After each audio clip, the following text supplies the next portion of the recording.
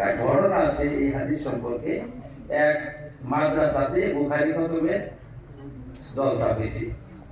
সেখানকার লোকের আসছে, কিছু জনগণ এসে শরীক হয়। জনগণ শরীক হয়েছে একজন সাধারণ মানুষ, একদম সাধারণ কৃষক একজন মানুষ।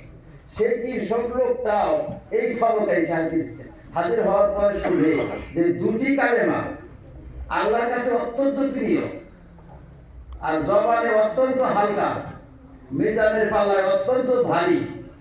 সেই কৃষক ব্যক্তিটা খুব খেয়াল করে বলল, এই দুটি কালেমা কি? তখন উস্তাদ বললেন, সুবহানাল্লাহি ওয়া বিহামদিহি সুবহানাল্লাহিল আযীম। এই কথাটাও কৃষক মনে করে ফেলাই দিল, মুখস্থ করলো। মুখস্থ করে যাইয়া ওই কৃষক শুরু করলো কি, যাকে পায় তাকে এই হাদিসটা শোনায়।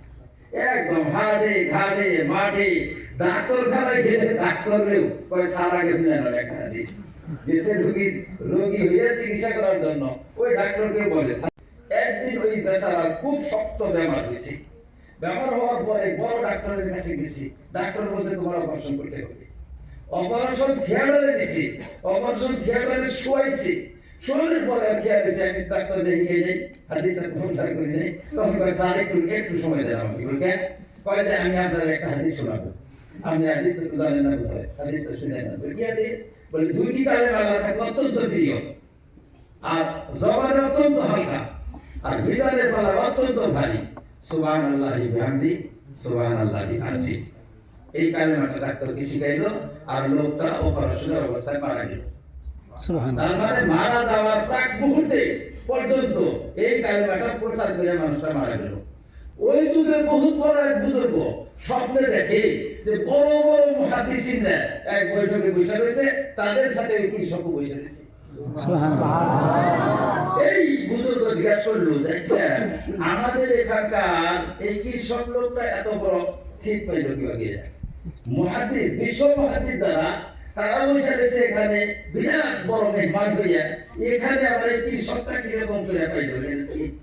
তখন বলা হইল যে কৃষকটা সিট পাইছে, একটা হাদিস যদি প্রচার করছিল।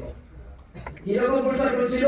যে মৃত্যুর প্রাক মুহূর্ত পর্যন্ত ওই হাদিসটা দরকার হয়ে প্রচার করছে। এমনকি যে ডাক্তার তারা অপারেশন করবে, সেই ডাক্তারকে বলছে স্যার একটু সময় দেন আমাকে, আমি হাদিসটা আপনাকে শোনাই দেব। তাহলে আল্লাহ রাসূলের কোন একটা হাদিসকে যদি কোন মানুষের ভালোভাবে আঁকড়িয়ে ধরে, এক হাদিসে তার দেওয়া পার হয়ে যায়। জি, ইনশাআল্লাহ তাহলে আমরা এই হাদিসটার উপরে আমল করব। কিভাবে আমল করব? সবাই সকাল সন্ধ্যায় আমরা 100 বার করে এই কালেমা দুটি পড়ব। আমি মুরব্বিদেরকে বলতেছি, ছাত্রদের তো কথা আলাদা, মুরব্বিদেরকে বলতেছি আমরা সকাল সন্ধ্যায় 100 বার করে